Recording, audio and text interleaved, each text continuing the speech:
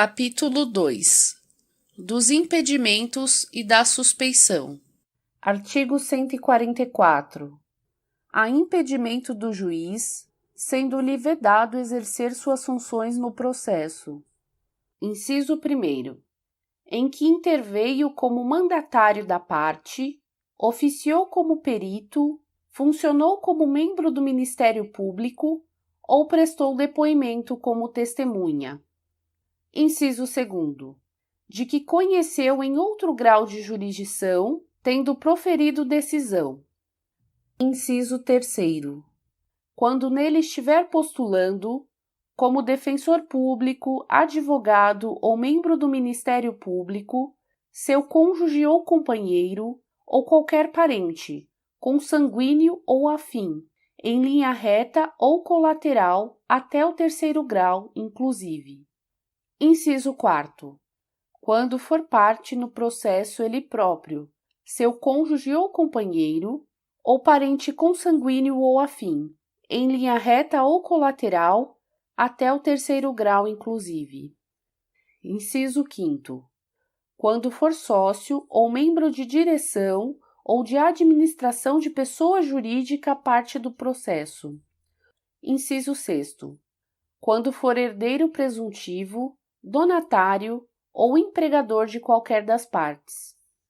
Inciso 7º. Em que figure como parte instituição de ensino com o qual tenha relação de emprego ou decorrente de contrato de prestação de serviços. Inciso 8º. Em que figure como parte cliente do escritório de advocacia de seu cônjuge, companheiro ou parente, consanguíneo ou afim, em linha reta ou colateral, até o 3º grau, inclusive, mesmo que patrocinado por advogado de outro escritório. Inciso 9º. Quando promover ação contra a parte ou seu advogado. Parágrafo 1º. Na hipótese do inciso 3º, o impedimento só se verifica quando o defensor público, o advogado ou o membro do Ministério Público já integrava o processo antes do início da atividade judicante do juiz. Parágrafo 2º. É vedada a criação de fato superveniente a fim de caracterizar impedimento do juiz. Parágrafo 3º. O impedimento previsto no inciso 3º também se verifica no caso de mandato conferido a membro de escritório de advocacia que tenha em seus quadros advogado que individualmente ostente a condição nele prevista, mesmo que não intervenha diretamente no processo. Artigo 145. A suspeição do juiz. Inciso 1º. Amigo íntimo ou inimigo de qualquer das partes ou de seus advogados. Inciso 2º. Que receber presentes de pessoas que tiverem interesse na causa antes ou depois de iniciado o processo, que aconselhar alguma das partes acerca do objeto da causa ou que subministrar meios para atender às despesas do litígio. Inciso 3º. Quando qualquer das partes for sua credora ou devedora, de seu cônjuge ou companheiro ou de parentes destes, em linha reta até o 3º grau, inclusive. Inciso 4º. Interessado no julgamento do processo em favor de qualquer das partes. Parágrafo 1º.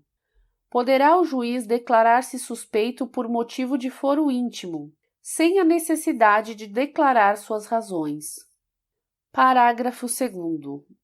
Será ilegítima a alegação de suspeição quando: Inciso 1º.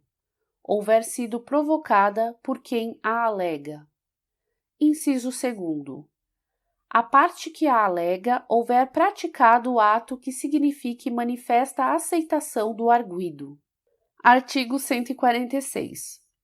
No prazo de 15 dias, a contar do conhecimento do fato, a parte alegará o impedimento ou a suspeição, em petição específica dirigida ao juiz do processo, na qual indicará o fundamento da recusa, podendo instruí-la com documentos em que se fundar a alegação e com rol de testemunhas. Parágrafo 1º. Se reconhecer o impedimento ou a suspeição ao receber a petição, o juiz ordenará imediatamente a remessa dos autos a seu substituto legal. Caso contrário, determinará a autuação em apartado da petição e, no prazo de 15 dias, apresentará suas razões, acompanhadas de documentos e de rol de testemunhas, se houver, ordenando a remessa do incidente ao tribunal.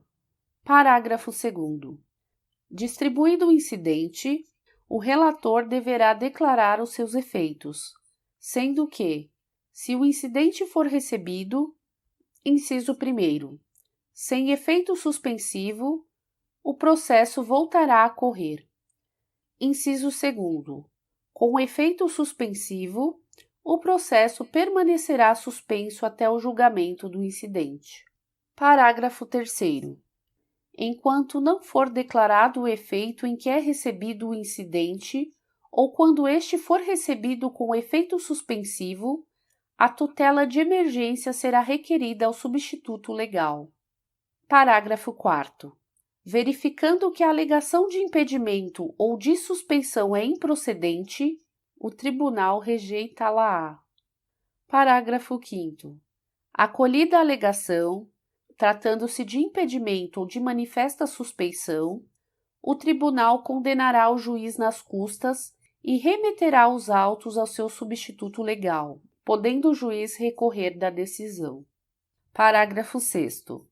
Reconhecido o impedimento ou a suspeição, o tribunal fixará o momento a partir do qual o juiz não poderia ter atuado. Parágrafo 7º. O tribunal decretará a nulidade dos atos do juiz, se praticados quando já presente um motivo de impedimento ou de suspeição. Artigo 147. Quando 2 ou mais juízes forem parentes, consanguíneos ou afim, em linha reta ou colateral, até o 3º grau, inclusive, o primeiro que conhecer do processo impede que o outro nele atue, caso em que o segundo se excusará, remetendo os autos ao seu substituto legal. Artigo 148. Aplicam-se os motivos de impedimento e de suspeição, inciso 1º, ao membro do Ministério Público, inciso 2º, aos auxiliares da Justiça, inciso 3º, aos demais sujeitos imparciais do processo. Parágrafo 1º. A parte interessada deverá arguir o impedimento ou a suspeição em petição fundamentada e devidamente instruída na primeira oportunidade em que lhe couber falar nos autos. Parágrafo 2º. O juiz mandará processar o incidente em separado e sem suspensão do processo, ouvindo o arguido no prazo de 15 dias e facultando a produção de prova, quando necessária. Parágrafo 3º. Nos tribunais, a arguição a que se refere o parágrafo 1º será disciplinada pelo regimento interno. Parágrafo 4º. O disposto nos parágrafos 1º e 2º não se aplica à arguição de impedimento e de suspeição de testemunha. Capítulo 3. Dos auxiliares da Justiça. Artigo 149. São auxiliares da Justiça, além de outros cujas atribuições sejam determinadas pelas normas de organização judiciária, o escrivão, o chefe de secretaria, o oficial de justiça, o perito, o depositário, o administrador, o intérprete, o tradutor, o mediador, o conciliador judicial, o partidor, o distribuidor, o contabilista e o regulador de avarias. Seção 1. Do escrivão, do chefe de secretaria e do oficial de justiça. Artigo 150. Em cada juízo haverá um ou mais ofícios de justiça, cujas atribuições serão determinadas pelas normas de organização judiciária. Artigo 151. Em cada comarca, seção ou subseção judiciária haverá, no mínimo, tanto os oficiais de justiça quanto sejam os juízos. Artigo 152. Incumbe ao escrivão ou ao chefe de secretaria: inciso 1º, redigir, na forma legal, os ofícios, os mandados, as cartas precatórias e os demais atos que pertencem ao seu ofício. Inciso 2º, efetivar as ordens judiciais, realizar citações e intimações, bem como praticar todos os demais atos que lhe forem atribuídos pelas normas de organização judiciária. Inciso 3º, comparecer às audiências ou, não podendo fazê-lo, designar servidor para substituí-lo. Inciso 4º, manter sob sua guarda e responsabilidade os autos, não permitindo que saiam do cartório, exceto: a. quando tenham de seguir a conclusão do juiz. b. com vista a procurador, à Defensoria Pública, ao Ministério Público ou à Fazenda Pública. c. quando devam ser remetidos ao contabilista ou ao partidor. d. quando forem remetidos a outro juízo em razão da modificação da competência. Inciso 5º. Fornecer certidão de qualquer ato ou termo do processo, independentemente de despacho, observadas as disposições referentes ao segredo de justiça. Inciso 6º. Praticar, de ofício, os atos meramente ordinatórios. Parágrafo 1º. O juiz titular editará ato a fim de regulamentar a atribuição prevista no inciso 6º. Parágrafo 2º.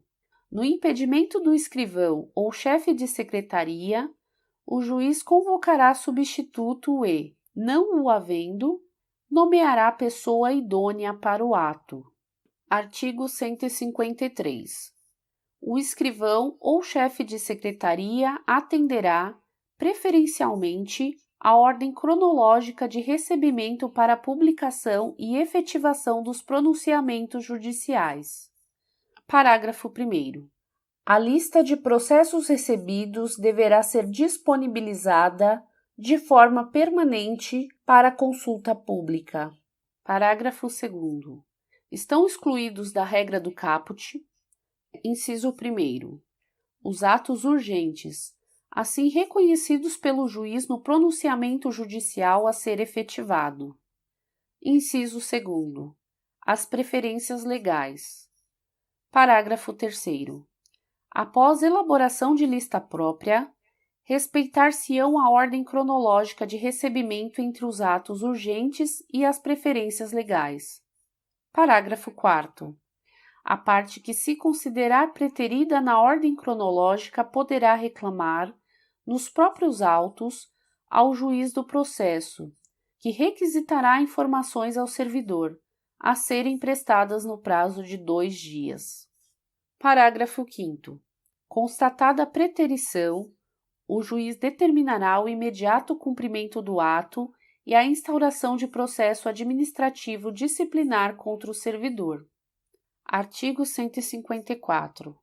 Incumbe ao oficial de justiça: inciso 1º, fazer pessoalmente citações, prisões, penhoras, arrestos e demais diligências próprias do seu ofício, sempre que possível na presença de 2 testemunhas, certificando no mandado o ocorrido, com menção ao lugar, ao dia e à hora. Inciso 2º. Executar as ordens do juiz a que estiver subordinado. Inciso 3º. Entregar o mandado em cartório após seu cumprimento. Inciso 4º. Auxiliar o juiz na manutenção da ordem. Inciso 5º. Efetuar avaliações, quando for o caso. Inciso 6º. Certificar, em mandado, proposta de autocomposição apresentada por qualquer das partes, na ocasião de realização de ato de comunicação que lhe couber. Parágrafo único. Certificada a proposta de autocomposição prevista no inciso 6º, o juiz ordenará a intimação da parte contrária para manifestar-se, no prazo de 5 dias, sem prejuízo do andamento regular do processo, entendendo-se o silêncio como recusa. Artigo 155. O escrivão, o chefe de secretaria e o oficial de justiça são responsáveis, civil e regressivamente, quando: inciso 1º, sem justo motivo, se recusarem a cumprir no prazo os atos impostos pela lei ou pelo juiz a que estão subordinados. Inciso 2º, praticarem ato nulo com dolo ou culpa. Título 1. Da forma, do tempo e do lugar dos atos processuais. Capítulo 1. Da forma dos atos processuais. Seção 1. Dos atos em geral. Artigo 188. Os atos e os termos processuais independem de forma determinada, salvo quando a lei expressamente a exigir, considerando-se válidos os que, realizados de outro modo, lhe preencham a finalidade essencial. Artigo 189. Os atos processuais são públicos, todavia tramitam em segredo de justiça os processos. Inciso 1º. Em que o exija o interesse público ou social. Inciso 2º. Que versem sobre casamento, separação de corpos, divórcio, separação, união estável, filiação, alimentos e guarda de crianças e adolescentes. Inciso 3º. Em que constem dados protegidos pelo direito constitucional à intimidade. Inciso 4º. Que versem sobre arbitragem, inclusive sobre cumprimento de carta arbitral, desde que a confidencialidade estipulada na arbitragem seja comprovada perante o juízo. Parágrafo 1º. O direito de consultar os autos de processo que tramitam em segredo de justiça e de pedir certidões de seus atos é restrito às partes e aos seus procuradores. Parágrafo 2º. O terceiro que demonstrar interesse jurídico pode requerer ao juiz certidão do dispositivo da sentença, bem como de inventário e de partilha resultantes de divórcio ou separação. Artigo 190. Versando o processo sobre direitos que admitam autocomposição, é lícito às partes plenamente capazes estipular mudanças no procedimento para ajustá-lo às especificidades da causa e convencionar sobre os seus ônus, poderes, faculdades e deveres processuais antes ou durante o processo. Parágrafo único. De ofício ou a requerimento, o juiz controlará a validade das convenções previstas neste artigo, recusando-lhes aplicação somente nos casos de nulidade ou de inserção abusiva em contrato de adesão ou em que alguma parte se encontre em manifesta situação de vulnerabilidade. Artigo 191. De comum acordo, o juiz e as partes podem fixar calendário para a prática de atos processuais, quando for o caso. Parágrafo 1º. O calendário vincula as partes e o juiz, e os prazos nele previstos somente serão modificados em casos excepcionais, devidamente justificados. Parágrafo 2º. Dispensa-se a intimação das partes para a prática de ato processual ou a realização de audiência cujas datas tiverem sido designadas no calendário. Artigo 192. Em todos os atos e termos do processo, é obrigatório o uso da língua portuguesa. Parágrafo único. O documento regido em língua estrangeira somente poderá ser juntado aos autos quando acompanhado de versão para a língua portuguesa tramitada por via diplomática ou pela autoridade central, ou firmada por tradutor juramentado. Seção 2. Da prática eletrônica de atos processuais. Artigo 193. Os atos processuais podem ser total ou parcialmente digitais. de forma a permitir que sejam produzidos, comunicados, armazenados e validados por meio eletrônico, na forma da lei. Parágrafo único. O disposto nessa seção aplica-se, no que for cabível, à prática de atos notariais e de registro. Artigo 194. Os sistemas de automação processual respeitarão a publicidade dos atos, o acesso e a participação das partes e de seus procuradores, inclusive nas audiências e sessões de julgamento, observadas as garantias da disponibilidade, independência da plataforma computacional, acessibilidade e interoperabilidade dos sistemas, serviços, dados e informações que o Poder Judiciário administre no exercício de suas funções. Artigo 195. O registro de ato processual eletrônico deverá ser feito em padrões abertos, que atenderão aos requisitos de autenticidade, integridade, temporalidade, não repúdio, conservação e, nos casos em que tramitam em segredo de justiça, confidencialidade, observada a infraestrutura de chaves públicas unificada nacionalmente, nos termos da lei. Artigo 196.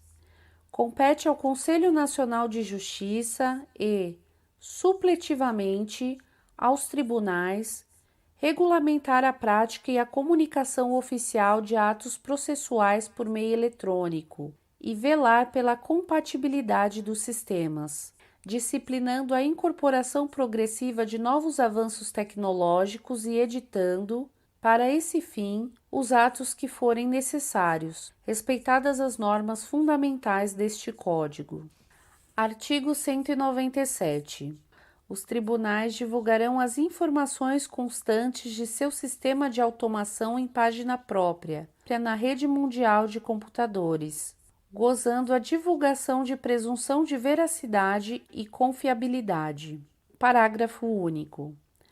Nos casos de problema técnico do sistema e de erro ou de omissão do auxiliar de justiça responsável pelo registro dos andamentos, poderá ser configurada a justa causa prevista no artigo 223, caput e parágrafo 1º.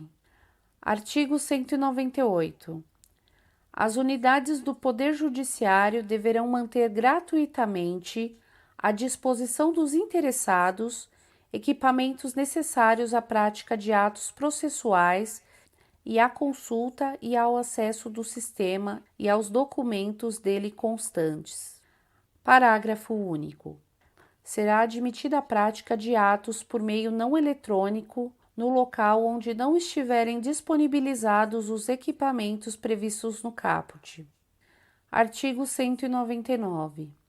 As unidades do Poder Judiciário assegurarão às pessoas com deficiência acessibilidade aos seus sítios na rede mundial de computadores, ao meio eletrônico de prática de atos judiciais, à comunicação eletrônica dos atos processuais e à assinatura eletrônica. Seção 3.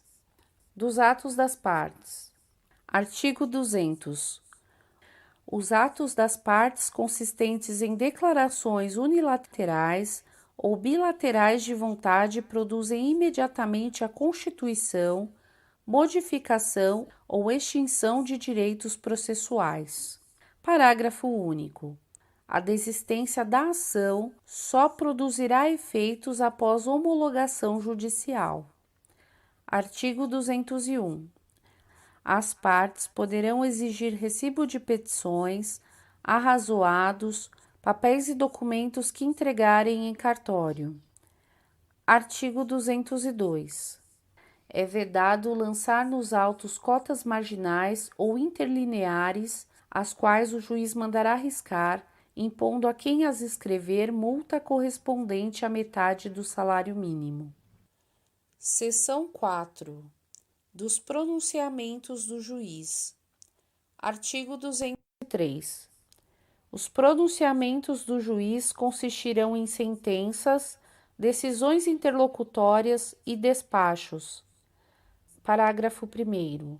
Ressalvadas as disposições expressas dos procedimentos especiais, sentença é o pronunciamento por meio do qual o juiz, com fundamento nos artigos 485 e 487, põe fim à fase cognitiva do procedimento comum, bem como extingue a execução. Parágrafo 2º. Decisão interlocutória é todo pronunciamento judicial de natureza decisória que não se enquadra no parágrafo 1º. Parágrafo 3º.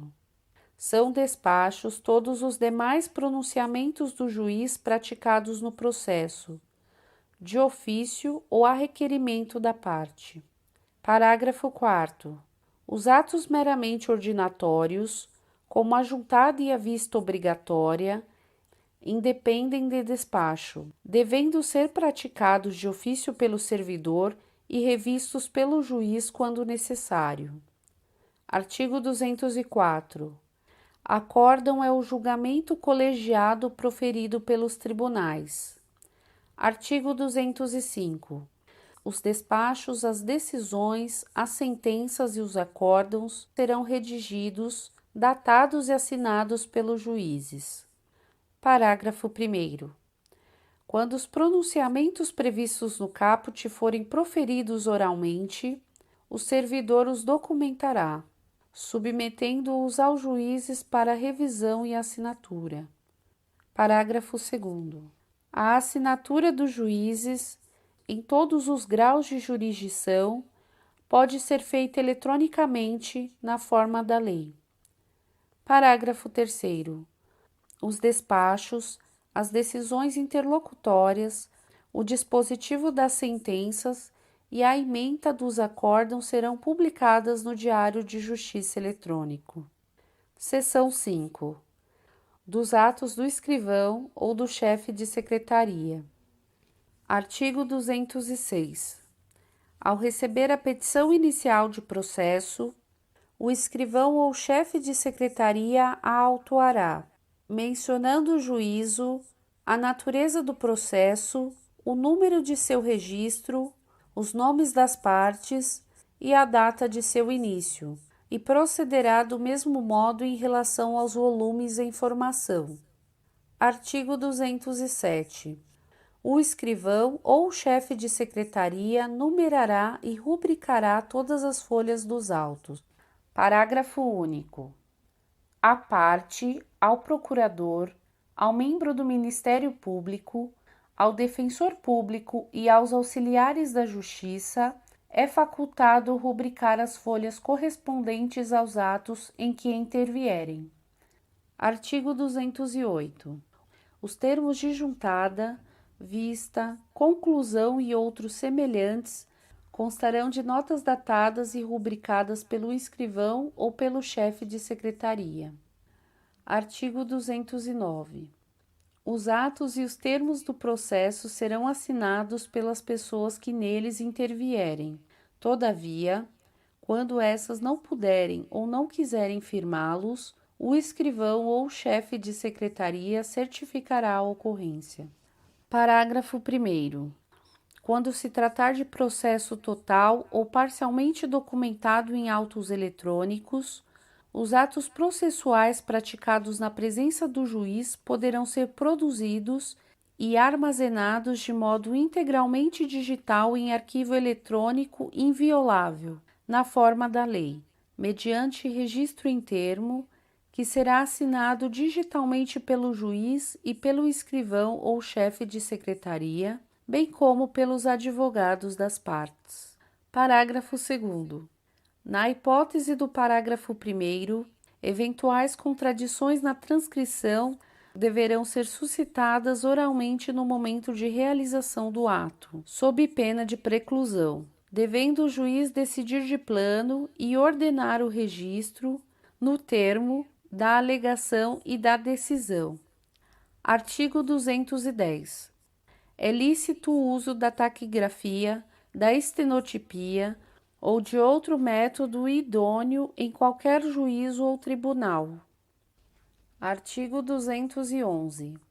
Não se admitem nos atos e termos processuais espaços em branco, salvo os que forem inutilizados, assim como entrelinhas, emendas ou rasuras, exceto quando expressamente ressalvadas. Capítulo 2. Do tempo e do lugar dos atos processuais. Seção 1. Do tempo. Artigo 212. Os atos processuais serão realizados em dias úteis, das 6 às 20 horas. Parágrafo 1º. Serão concluídos após as 20 horas os atos iniciados antes, quando o adiamento prejudicar a diligência ou causar grave dano. Parágrafo 2º. Independentemente de autorização judicial, as citações, intimações e penhoras poderão realizar-se no período de férias forenses, onde as houver, e nos feriados ou dias úteis do horário estabelecido neste artigo, observado o disposto no artigo 5º, inciso 11 da Constituição Federal. Parágrafo 3º. Quando o ato tiver de ser praticado por meio de petição em autos não eletrônicos, essa deverá ser protocolada no horário de funcionamento do fórum ou tribunal, conforme o disposto na Lei de Organização Judiciária Local. Artigo 213. A prática eletrônica de ato processual pode ocorrer em qualquer horário até às 24 horas do último dia do prazo. Parágrafo único.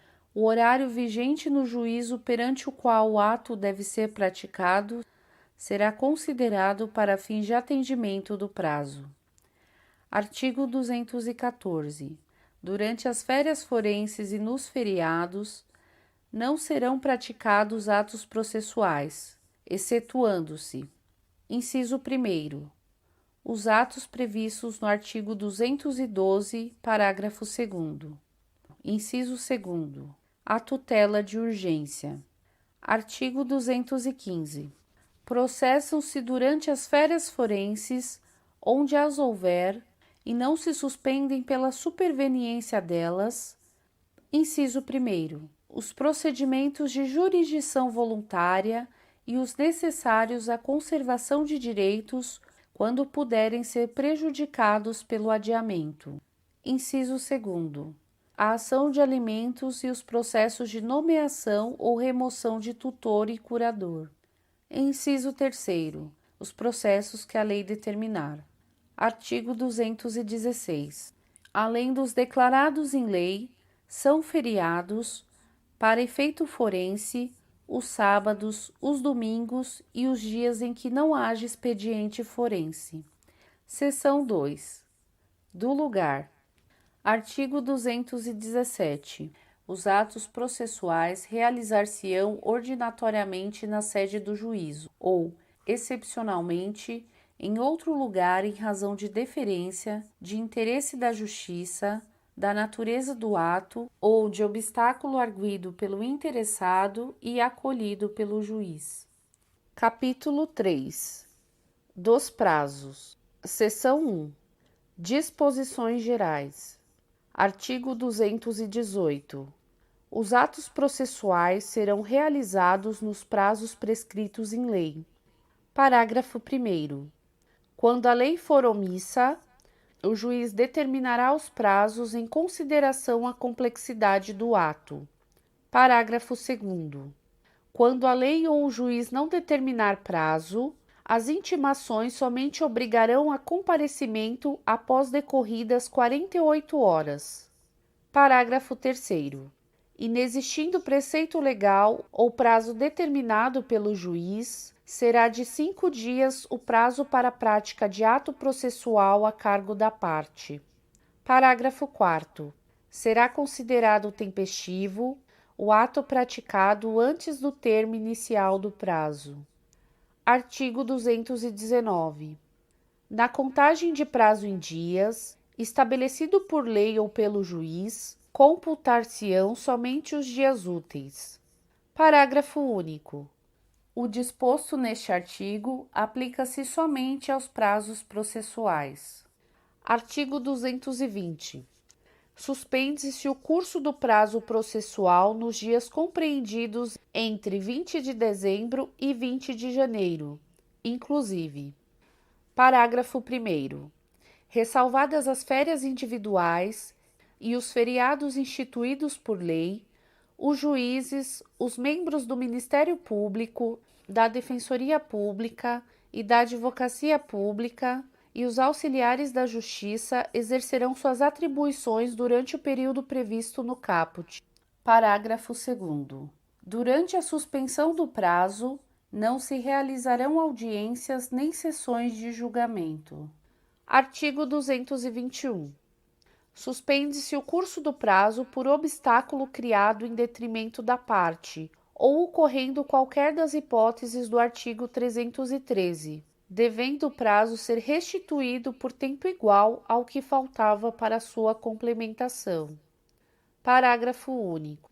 Suspendem-se os prazos durante a execução de programa instituído pelo Poder Judiciário para promover a autocomposição, incumbindo aos tribunais especificar, com antecedência, a duração dos trabalhos. Artigo 222. Na comarca, seção ou subseção judiciária onde for difícil o transporte, o juiz poderá prorrogar os prazos por até 2 meses.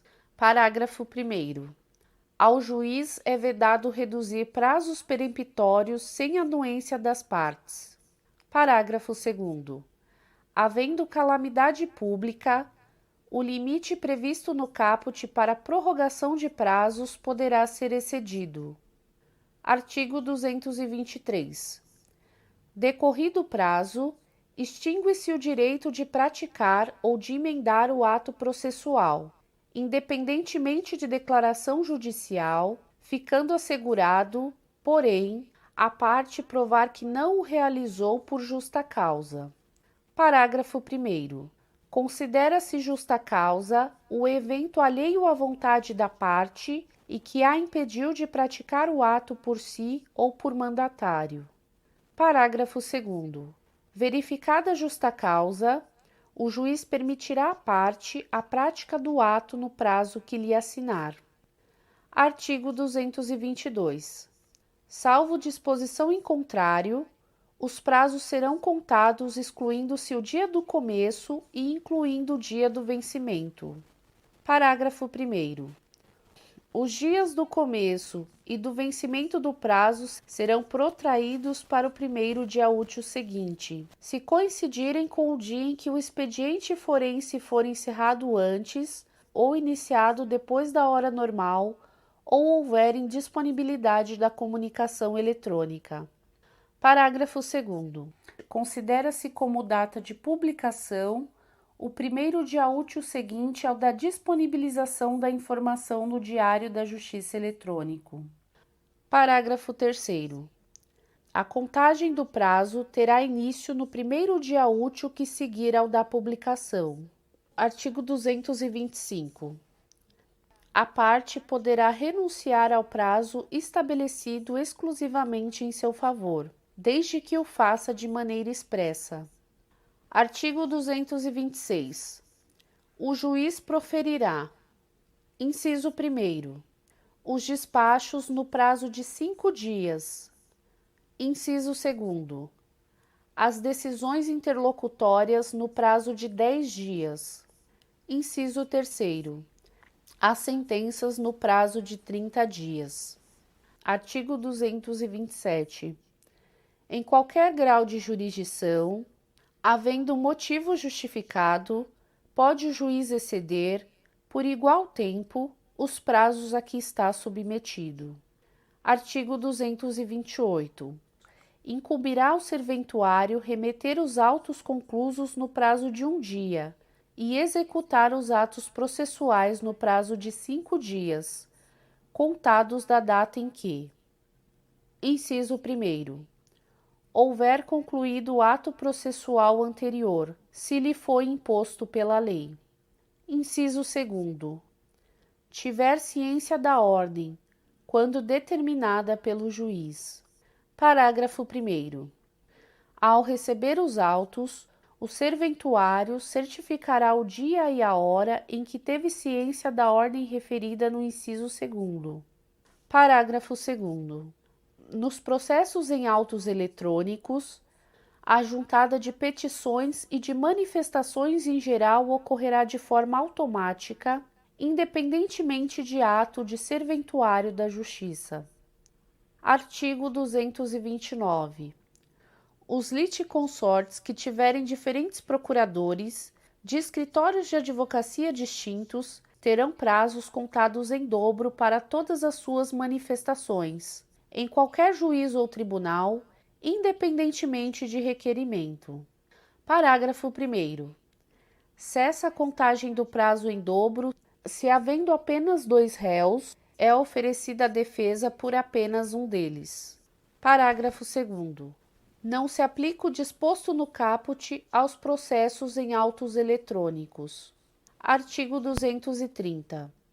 O prazo para a parte, o procurador, a advocacia pública, a defensoria pública e o Ministério Público será contado da citação, da intimação ou da notificação.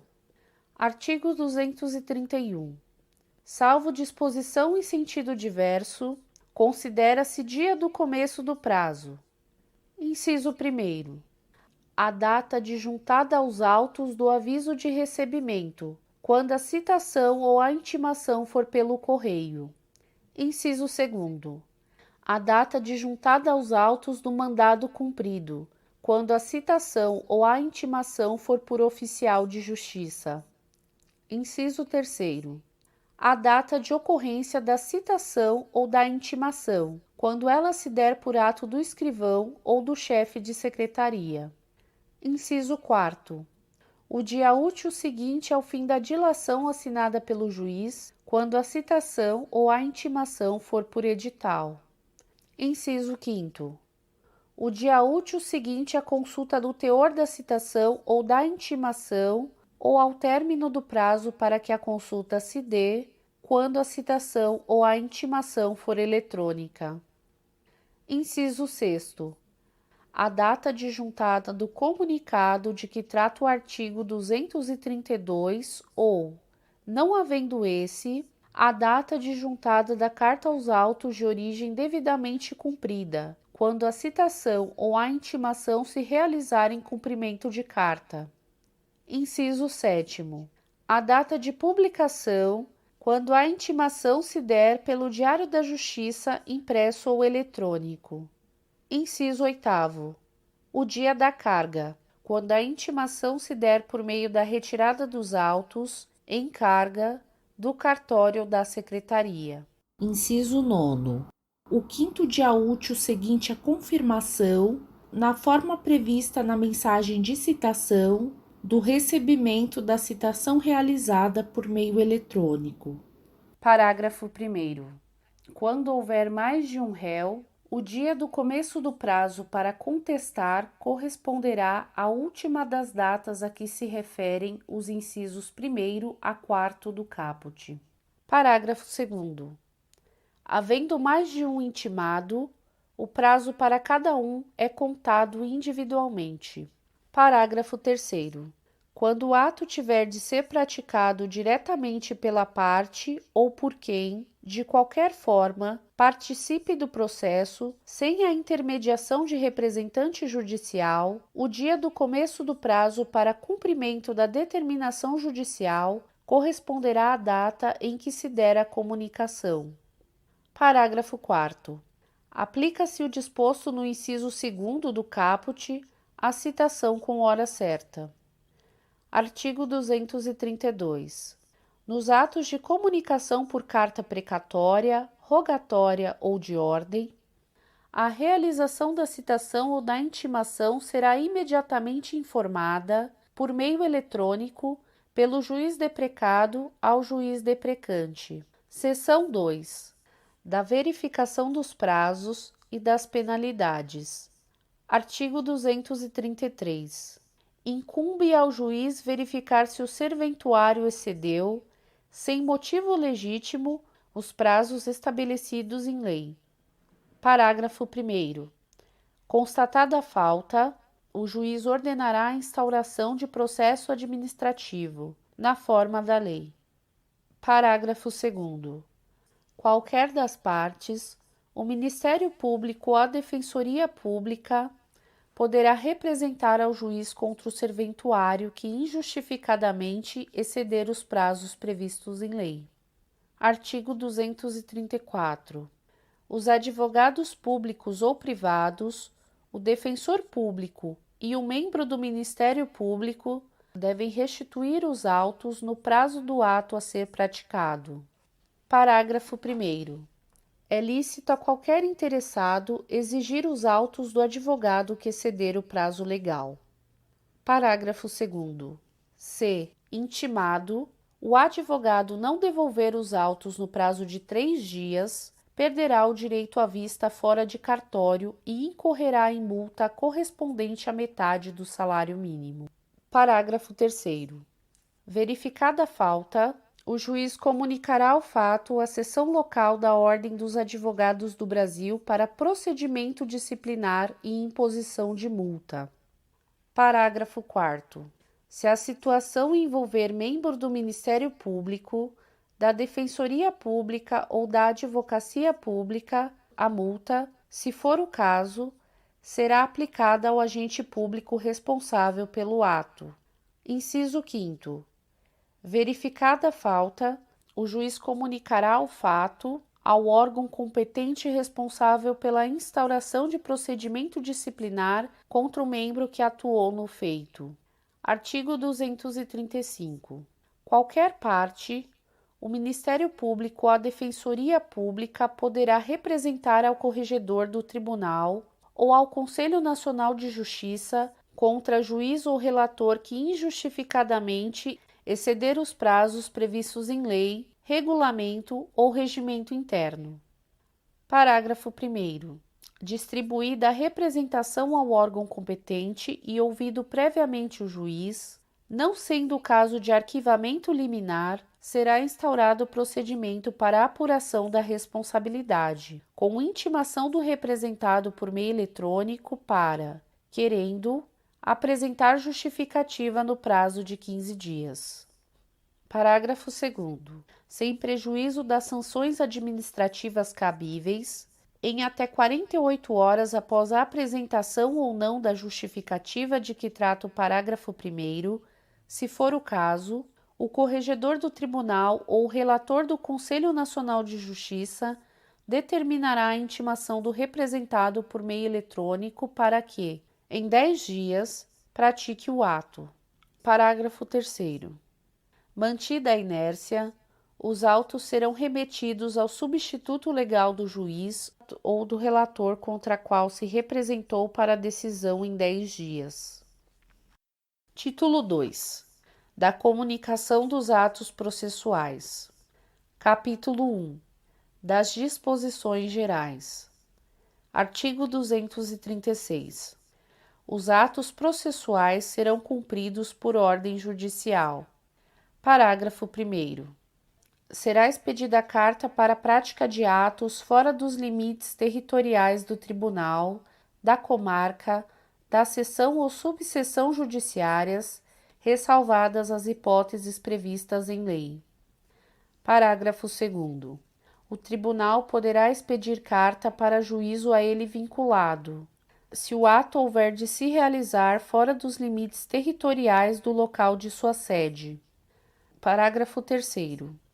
Admite-se a prática de atos processuais por meio de videoconferência ou outro recurso tecnológico de transmissão de sons e imagens em tempo real. Artigo 237. Será expedida carta, inciso 1º, de ordem, pelo Tribunal, na hipótese do parágrafo 2º do artigo 236. Inciso 2º. Rogatória, para que o órgão jurisdicional estrangeiro pratique ato de cooperação jurídica internacional, relativo a processo em curso perante órgão jurisdicional brasileiro. Inciso 3º. Precatória, para que órgão jurisdicional brasileiro pratique ou determine o cumprimento, na área de sua competência territorial, de ato relativo a pedido de cooperação judiciária formulado por órgão jurisdicional de competência territorial diversa. Inciso 4º. Arbitral.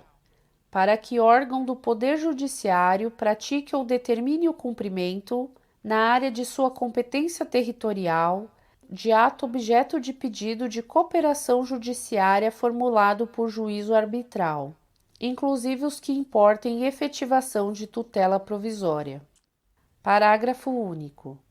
Se o ato relativo a processo em curso na Justiça Federal ou em Tribunal Superior houver de ser praticado em local que não haja vara federal, a carta poderá ser dirigida ao juízo estadual da respectiva comarca. Capítulo 2. Da citação. Artigo 238. Citação é o ato pelo qual são convocados o réu, o executado ou o interessado para integrar a relação processual. Parágrafo único. A citação será efetivada em até 45 dias a partir da propositura da ação. Artigo 239. Para a validade do processo, é indispensável a citação do réu ou do executado, ressalvadas as hipóteses de indeferimento da petição inicial ou de improcedência liminar do pedido. Parágrafo 1º. O comparecimento espontâneo do réu ou do executado supre a falta ou a nulidade da citação, fluindo a partir desta data o prazo para a apresentação de contestação ou de embargos à execução. Parágrafo 2º. Rejeitada a alegação de nulidade, tratando-se de processo de: inciso 1º. Conhecimento. O réu será considerado revel. Inciso 2º. Execução. O feito terá seguimento. Artigo 240. A citação válida, ainda quando ordenada por juízo incompetente, induz litispendência, torna litigiosa coisa e constitui em mora o devedor, ressalvado o disposto nos artigos 397 e 398 da Lei 10.406, de 10 de janeiro de 2002. Parágrafo 1º. A interrupção da prescrição, operada pelo despacho que ordena a citação, ainda que proferido por juízo incompetente, retroagirá à data de propositura da ação. Parágrafo 2º. Incumbe ao autor adotar, no prazo de 10 dias, as providências necessárias para viabilizar a citação, sob pena de não se aplicar o disposto no parágrafo 1º.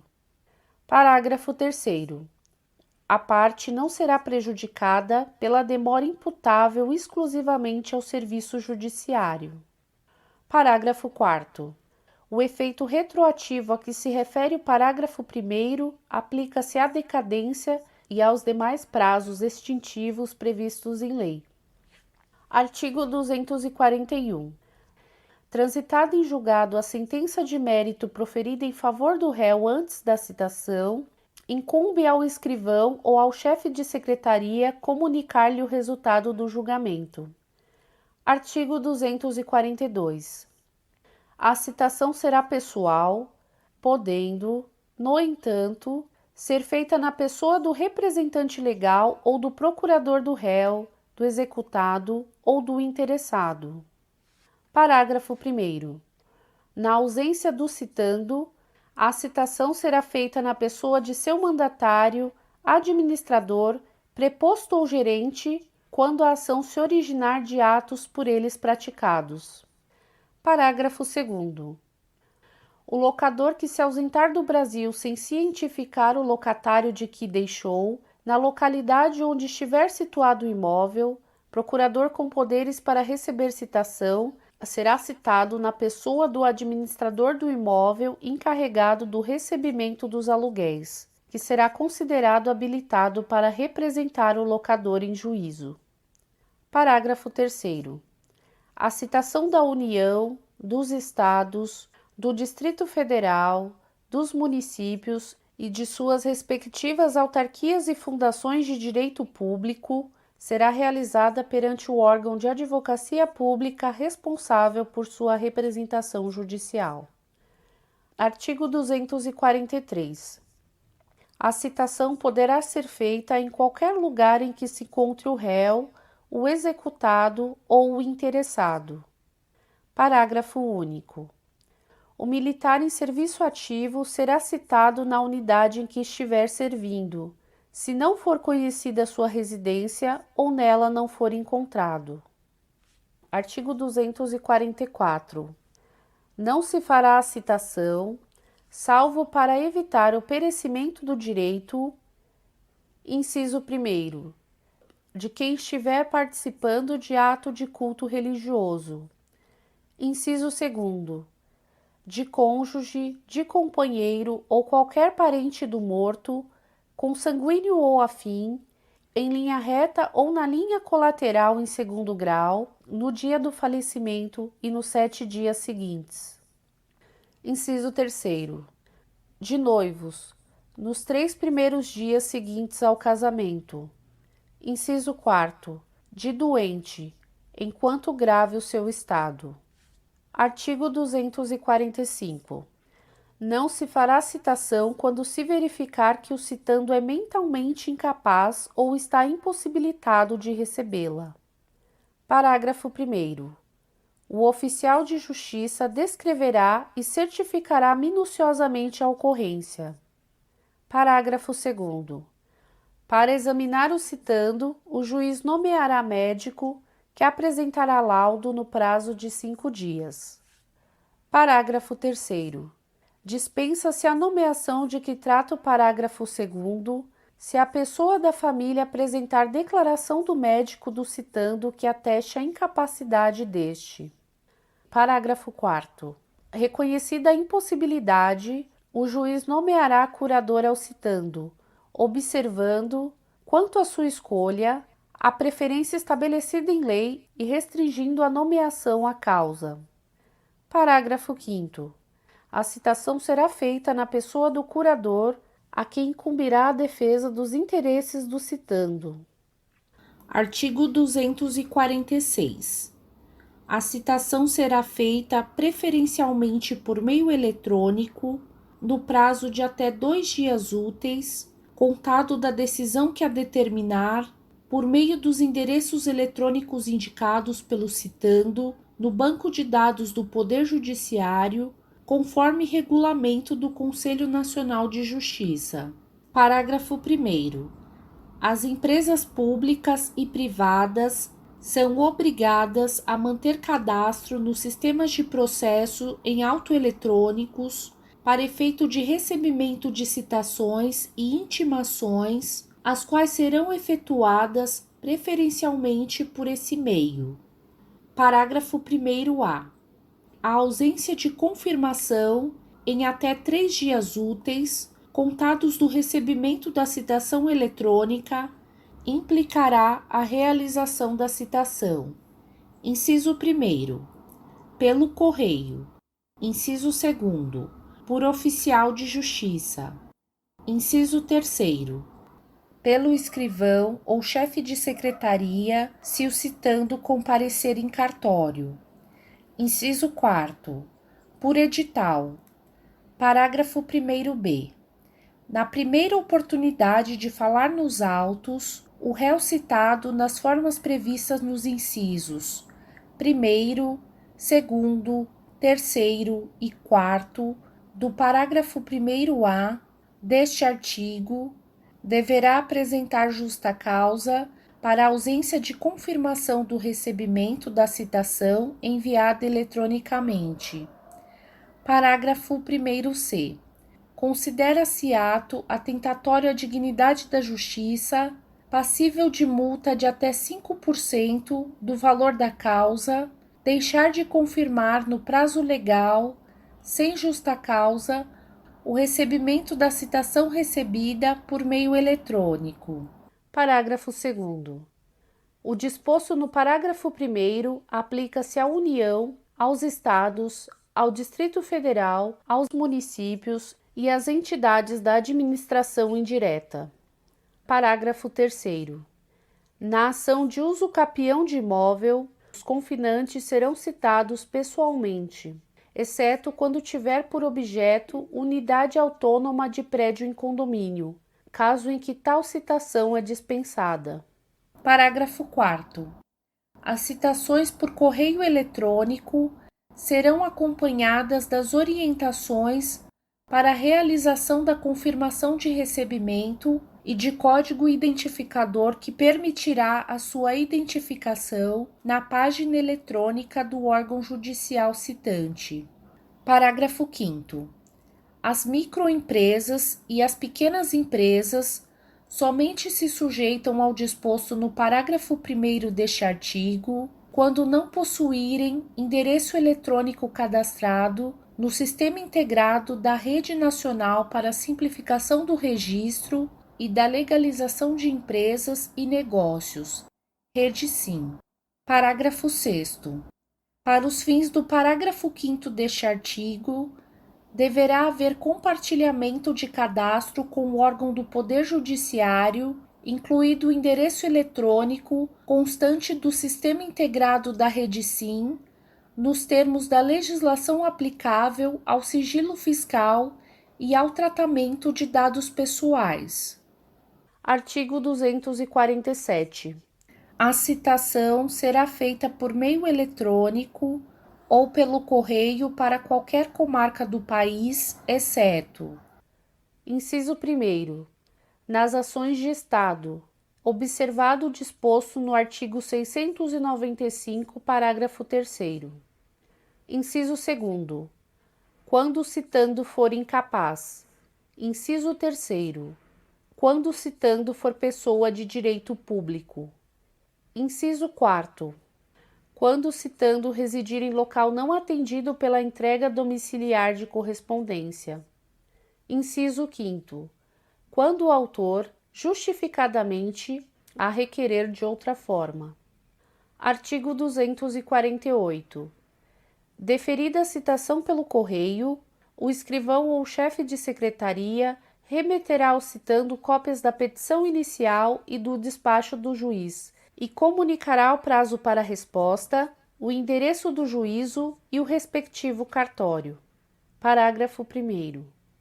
A carta será registrada pela entrega ao citando, exigindo-lhe o carteiro, ao fazer a entrega, que assine o recibo. Parágrafo 2º. Sendo o citando pessoa jurídica, será válida a entrega do mandado à pessoa com poderes de gerência geral ou de administração ou ainda a funcionário responsável pelo recebimento de correspondências. Parágrafo 3º. Da carta de citação no processo de conhecimento constarão os requisitos do artigo 250. Parágrafo 4º. Nos condomínios edilícios ou nos loteamentos com controle de acesso, será válida a entrega do mandado a funcionário da portaria responsável pelo recebimento de correspondência, que, entretanto, poderá recusar o recebimento, se declarar por escrito, sob as penas da lei, que o destinatário da correspondência está ausente. Artigo 249. A citação será feita por meio de oficial de justiça nas hipóteses previstas neste Código ou em lei, ou quando frustrada a citação pelo correio. Artigo 250. O mandado que o oficial de justiça tiver de cumprir conterá: inciso 1º. Os nomes do autor e do citando e seus respectivos domicílios ou residências. Inciso 2º.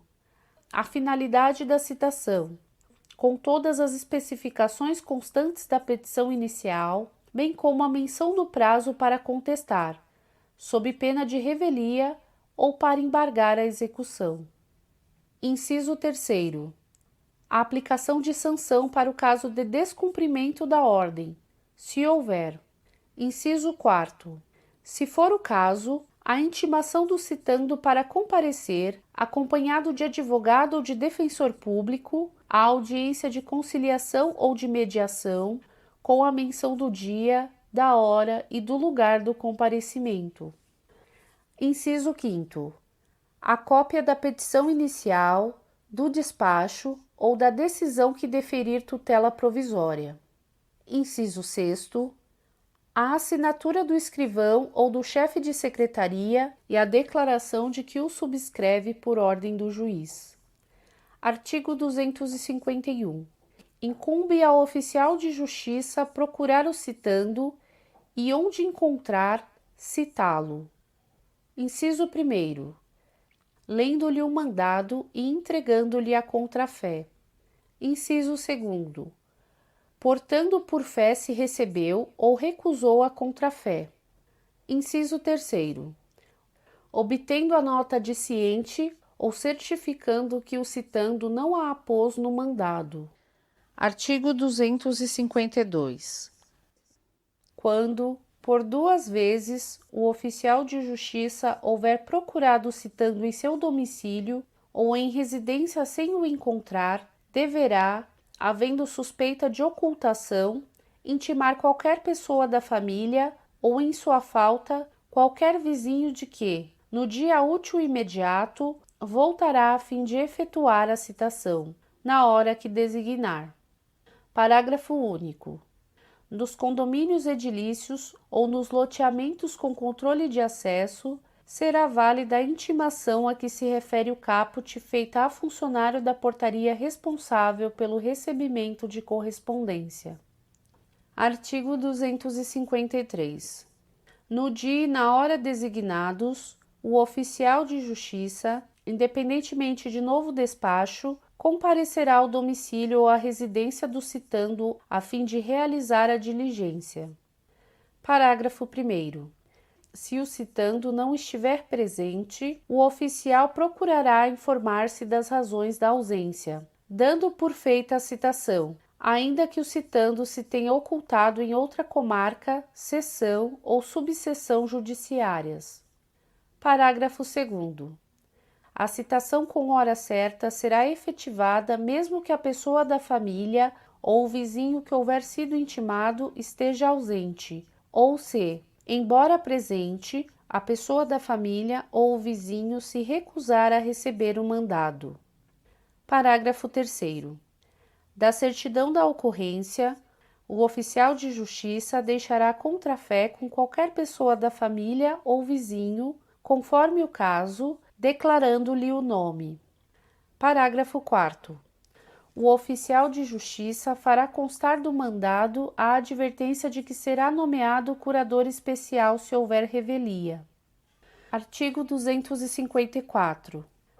Feita a citação com hora certa, o escrivão ou chefe de secretaria enviará ao réu, executado ou interessado, no prazo de 10 dias, contado da data da juntada do mandado aos autos, carta, telegrama ou correspondência eletrônica, dando-lhe de tudo ciência. Artigo 255. Nas comarcas contíguas de fácil comunicação e nas que se situem na mesma região metropolitana, o oficial de justiça poderá efetuar, em qualquer delas, citações, intimações, notificações, penhoras e qualquer outros atos executivos. Artigo 256. A citação por edital será feita. Inciso 1º. Quando desconhecido ou incerto o citando. Inciso 2º. Quando ignorado, incerto ou inacessível o lugar em que se encontrar o citando. Inciso 3º. Nos locais expressos em lei. Parágrafo 1º. Considera-se inacessível, para efeito de citação por edital, o país que recusar o cumprimento de carta rogatória. Parágrafo 2º. No caso de ser inacessível o lugar em que se encontrar o réu, a notícia de sua citação será divulgada também pelo rádio, se na comarca houver emissora de radiodifusão. Parágrafo 3º. O réu será considerado em local ignorado ou incerto, se infrutíferas as tentativas de sua localização, inclusive mediante requisição pelo juízo de informações sobre seu endereço nos cadastros de órgãos públicos ou de concessionárias de serviços públicos. Artigo 257. São requisitos da citação por edital: inciso 1º, a afirmação do autor ou a certidão do oficial informando a presença das circunstâncias autorizadoras. Inciso 2º, a publicação do edital na rede mundial de computadores, no sítio do respectivo tribunal e na plataforma de editais do Conselho Nacional de Justiça, que deve ser certificada nos autos. Inciso 3º, a determinação pelo juiz do prazo, que variará entre 20 e 60 dias, fluindo da data da publicação única ou havendo mais de uma da primeira. Inciso 4º, a advertência de que será nomeado curador especial em caso de revelia. Parágrafo único.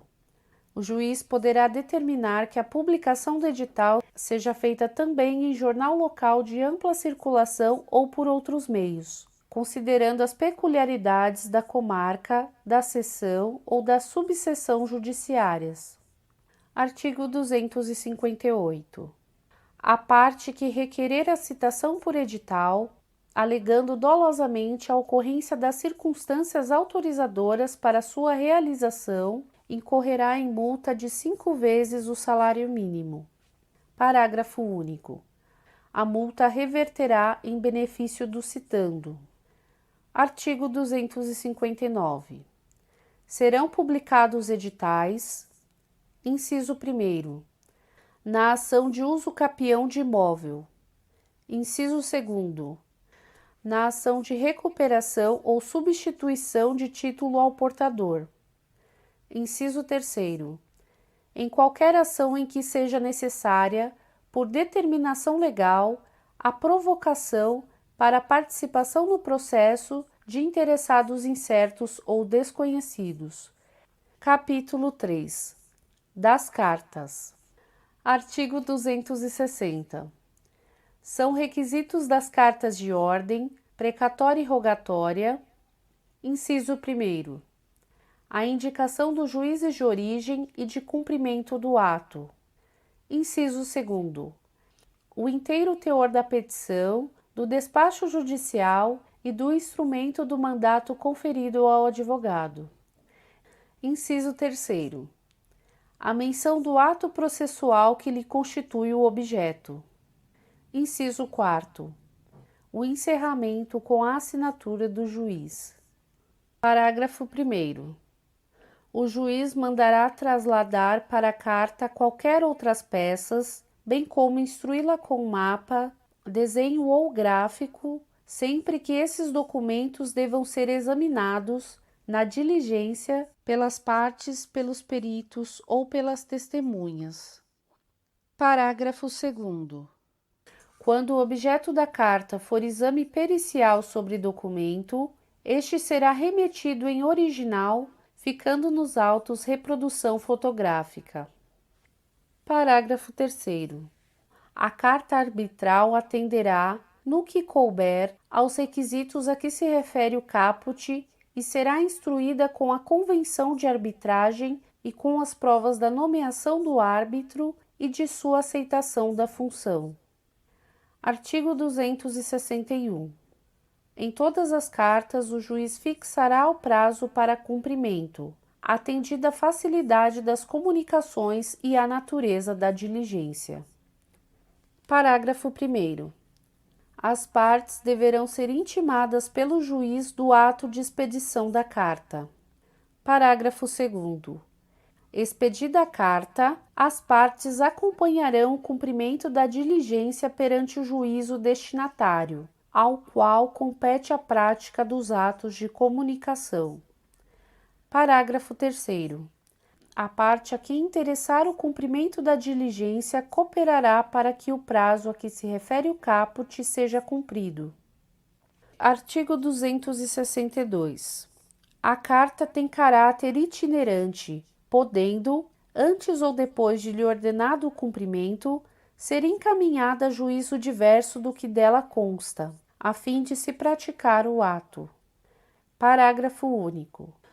O encaminhamento da carta a outro juízo será imediatamente comunicado ao órgão expedidor, que intimará as partes. Artigo 263. As cartas deverão, preferencialmente, ser expedidas por meio eletrônico, caso em que a assinatura do juiz deverá ser eletrônica, na forma da lei. Artigo 264. A carta de ordem e a carta precatória por meio eletrônico, por telefone ou por telegrama conterão, em resumo substancial, os requisitos mencionados no artigo 250, especialmente no que se refere à aferição da autenticidade. Artigo 265. O secretário do tribunal, o escrivão ou o chefe de secretaria do juízo deprecante transmitirá, por telefone, a carta de ordem ou a carta precatória ao juízo em que houver de se cumprir o ato, por intermédio do escrivão do primeiro ofício da primeira vara, se houver na comarca mais de um ofício ou de uma vara, observando-se, quanto aos requisitos, o disposto no artigo 264. Parágrafo 1º. O escrivão ou o chefe de secretaria, no mesmo dia ou no dia útil imediato, telefonará ou enviará mensagem eletrônica ao secretário do tribunal, ao escrivão ou ao chefe de secretaria do juízo deprecante, lendo-lhe os termos da carta e solicitando-lhe que os confirme. Parágrafo 2º. Sendo confirmada, o escrivão ou chefe de secretaria submeterá a carta a despacho. Artigo 266. Serão praticados de ofício os atos requisitados por meio eletrônico e de telegrama, devendo a parte depositar, contudo, na secretaria do tribunal ou no cartório do juízo deprecante, a importância correspondente às despesas que serão feitas no juízo em que houver de praticar-se o ato. Artigo 267. O juiz recusará cumprimento à carta precatória ou arbitral, devolvendo-a com decisão motivada quando: inciso 1º. A carta não estiver revestida dos requisitos legais. Inciso 2º. Faltar ao juiz competência em razão da matéria ou da hierarquia. Inciso 3º. O juiz tiver dúvida acerca de sua autenticidade. Parágrafo único. No caso de incompetência em razão da matéria ou da hierarquia, o juiz deprecado, conforme o ato a ser praticado, poderá remeter a carta ao juiz ou ao tribunal competente. Artigo 268. Cumprida a carta, será devolvida ao juízo de origem no prazo de 10 dias, independentemente de traslado, pagas as custas pela parte. Capítulo 4. Das intimações. Artigo 269. Intimação é o ato pelo qual se dá ciência a alguém dos atos e dos termos do processo. Parágrafo 1º. É facultado aos advogados promover a intimação do advogado da outra parte por meio do correio, juntando aos autos, a seguir, cópia do ofício de intimação e do aviso de recebimento. Parágrafo 2º. O ofício de intimação deverá ser instruído com cópia do despacho, da decisão ou da sentença. Parágrafo 3º. A intimação da União, dos Estados, do Distrito Federal, dos municípios e de suas respectivas autarquias e fundações de direito público será realizada perante o órgão de advocacia pública responsável por sua representação judicial. Artigo 270. As intimações realizam-se, sempre que possível, por meio eletrônico, na forma da lei. Parágrafo único. Aplica-se ao Ministério Público, à Defensoria Pública e à Advocacia Pública o disposto no parágrafo 1º do artigo 246. Artigo 271. O juiz determinará de ofício as intimações em processos pendentes, salvo disposição em contrário. Artigo 272. Quando não realizadas por meio eletrônico, consideram-se feitas as intimações pela publicação dos atos no órgão oficial. Parágrafo 1º. Os advogados poderão requerer que, na intimação a eles dirigida, figure apenas o nome da sociedade a que pertençam, desde que devidamente registrada na Ordem dos Advogados do Brasil. Parágrafo 2º. Sob pena de nulidade, é indispensável que da publicação constem os nomes das partes e de seus advogados, com o respectivo número de inscrição na Ordem dos Advogados do Brasil, ou, se assim requerido, da Sociedade de Advogados.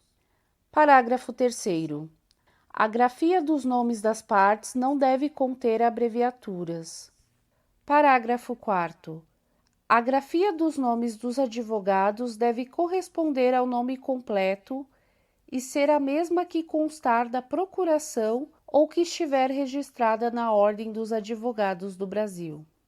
Parágrafo 5º.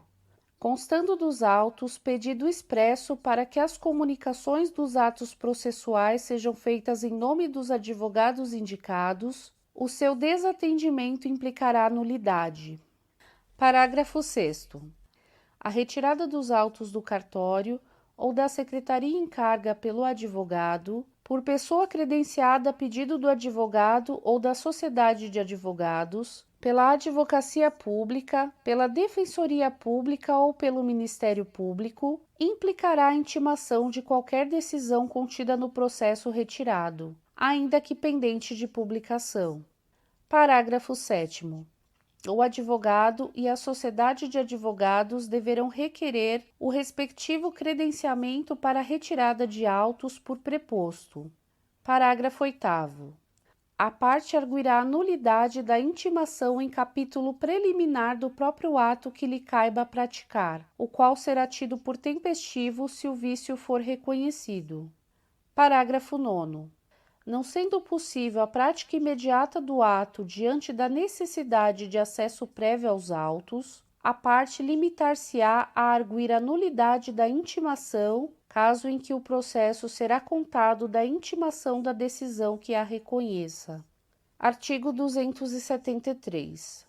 Se inviável a intimação por meio eletrônico e não houver na localidade publicação em órgão oficial, incumbirá ao escrivão ou chefe de secretaria intimar de todos os atos do processo os advogados das partes. Inciso 1º. Pessoalmente, se tiverem domicílio na sede do juízo. Inciso 2º. Por carta registrada, com aviso de recebimento, quando forem domiciliados fora do juízo. Artigo 274.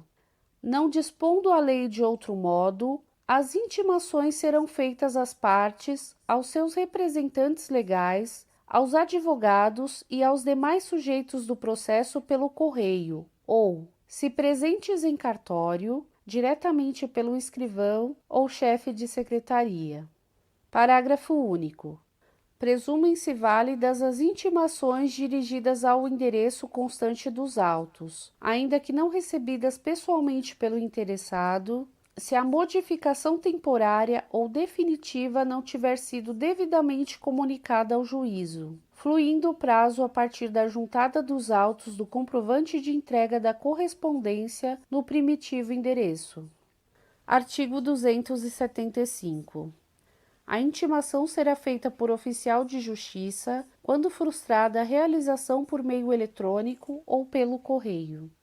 Parágrafo 1º.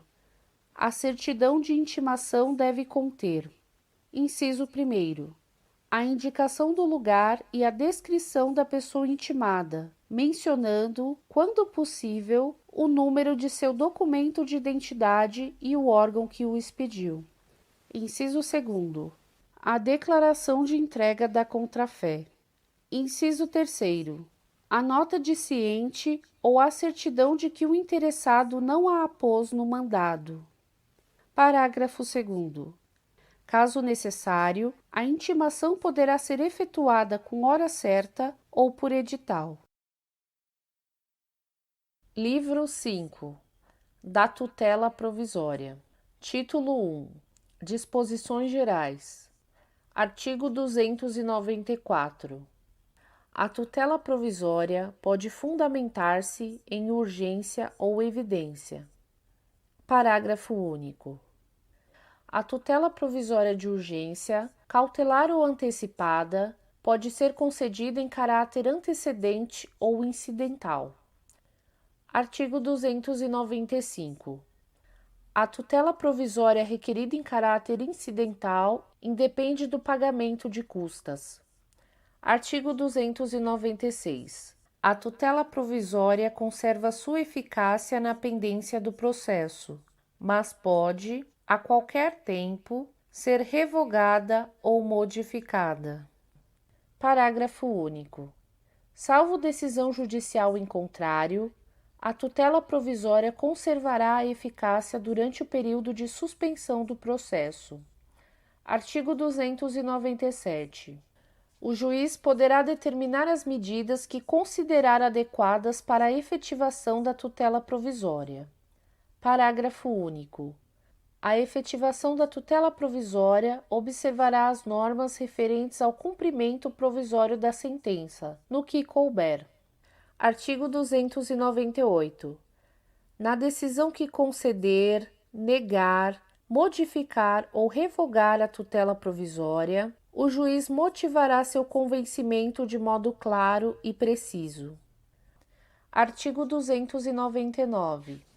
A tutela provisória será requerida ao juízo da causa e, quando antecedente, ao juízo competente para conhecer do pedido principal. Parágrafo único.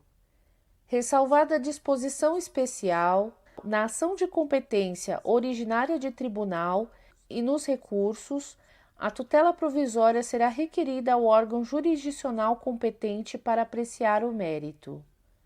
Título 2. Da tutela de urgência. Capítulo 1. Disposições gerais. Artigo 300.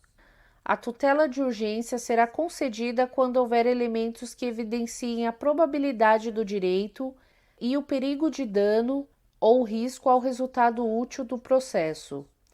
Parágrafo 1º. Para a concessão da tutela de urgência, o juiz pode, conforme o caso, exigir caução real ou fidejussória idônea para ressarcir os danos que a outra parte possa vir a sofrer, podendo a caução ser dispensada se a parte economicamente hipossuficiente não puder oferecê-la. Parágrafo 2º. A tutela de urgência pode ser concedida liminarmente ou após justificação prévia. Parágrafo 3º. A tutela de urgência de natureza antecipada não será concedida quando houver perigo de irreversibilidade dos efeitos da decisão. Artigo 301. A tutela de urgência de natureza cautelar pode ser efetivada mediante arresto, sequestro, arrolamento de bens, registro de protesto contra a alienação de bem e qualquer outra medida idônea para a asseguração do direito. Artigo 302. Independentemente da reparação por dano processual, a parte responde pelo prejuízo que a efetivação da tutela de urgência causar à parte adversa. C. Inciso 1º. A sentença lhe for desfavorável. Inciso 2º. Obtida liminarmente a tutela em caráter antecedente, não fornecer os meios necessários para a citação do requerido no prazo de 5 dias. Inciso 3º. Ocorrer a cessação da eficácia da medida em qualquer hipótese legal. Inciso 4º. O juiz acolher a alegação de decadência ou prescrição da pretensão do autor. Parágrafo único. A indenização será liquidada nos autos em que a medida tiver sido concedida, sempre que possível. Capítulo 2. do procedimento da tutela antecipada requerida em caráter antecedente. Artigo 303.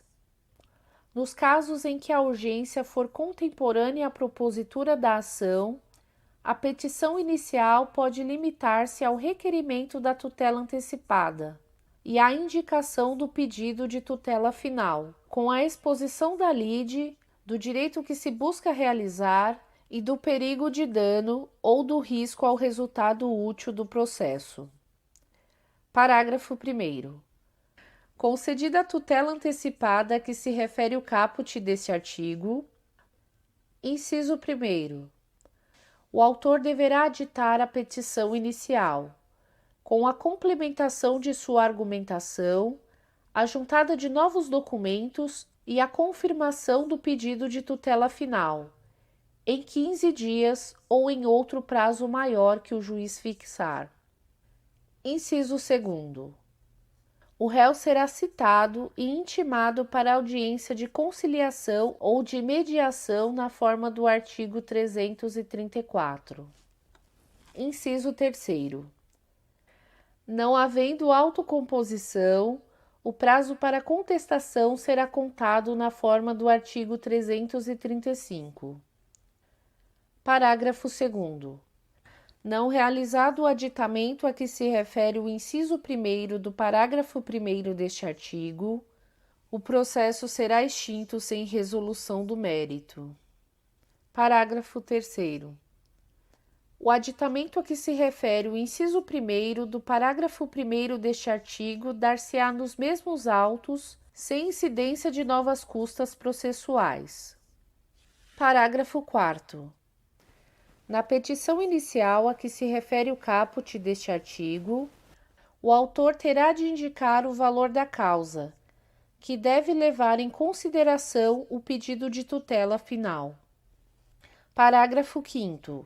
O autor indicará na petição inicial, ainda, que pretende valer-se do benefício previsto no caput deste artigo.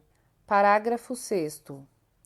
Caso entenda que não há elementos para concessão de tutela antecipada, o órgão jurisdicional determinará a emenda da petição inicial em até 5 dias, sob pena de ser indeferida e de o processo ser extinto sem resolução de mérito. Artigo 304. A tutela antecipada, concedida nos termos do artigo 303, torna-se estável se da decisão que a conceder não for interposto o respectivo recurso. Parágrafo 1º. No caso previsto no caput, o processo será extinto. Parágrafo 2º. Qualquer das partes poderá demandar a outra com o intuito de rever, reformar ou invalidar a tutela antecipada estabilizada nos termos do caput. Parágrafo 3º. A tutela antecipada conservará seus efeitos enquanto não revista, reformada ou invalidada por decisão de mérito proferida na ação de que trata o parágrafo 2º. Parágrafo 4º. Qualquer das partes poderá requerer o desarquivamento dos autos em que foi concedida a medida, para instruir a petição inicial da ação a que se refere o parágrafo 2º, prevento o juízo em que a tutela antecipada foi concedida. Parágrafo 5º. O direito de rever, reformar ou invalidar a tutela antecipada, previsto no parágrafo 2º deste artigo, extingue-se após 2 anos, contados da ciência da decisão que extinguiu o processo, nos termos do parágrafo 1º. Parágrafo 6º. A decisão que concede a tutela não fará coisa julgada, mas a estabilidade dos respectivos efeitos só será afastada por decisão que a revir, reformar ou invalidar, proferida em ação ajuizada por uma das partes, nos termos do parágrafo 2º deste artigo. Capítulo 3. Do procedimento da tutela cautelar requerida em caráter antecedente. Artigo 305. A petição inicial da ação que visa a prestação de tutela cautelar em caráter antecedente indicará a lide seu fundamento, a exposição sumária do direito que se objetiva assegurar e o perigo de dano ou risco ao resultado útil do processo. Parágrafo único. Caso entenda que o pedido a que se refere o caput tem natureza antecipada, o juiz observará o disposto no artigo 303. Artigo 306. O réu será citado para, no prazo de 5 dias, contestar o pedido e indicar as provas que pretende produzir. Artigo 307. Não sendo contestado o pedido, os fatos alegados pelo autor presumir-se-ão aceitos pelo réu como ocorridos, caso em que o juiz decidirá dentro de 5 dias. Parágrafo único. Contestado o pedido no prazo legal, observar-se-á o procedimento comum. Artigo 308. Efetivada a tutela cautelar, o pedido principal terá de ser formulado pelo autor no prazo de 30 dias, caso em que será apresentado nos mesmos autos em que deduzido o pedido de tutela cautelar, não dependendo do adiantamento de novas custas processuais. Parágrafo 1º. O pedido principal pode ser formulado conjuntamente com o pedido de tutela cautelar. Parágrafo 2º. A causa de pedir poderá ser aditada no momento de formulação do pedido principal. Parágrafo 3º. Apresentado o pedido principal, as partes serão intimadas para a audiência de conciliação ou de mediação, na forma do artigo 334, por seus advogados ou pessoalmente, sem necessidade de nova citação do réu. Parágrafo 4º. Não havendo autocomposição, o prazo para contestação será contado na forma do artigo 335. Artigo 309.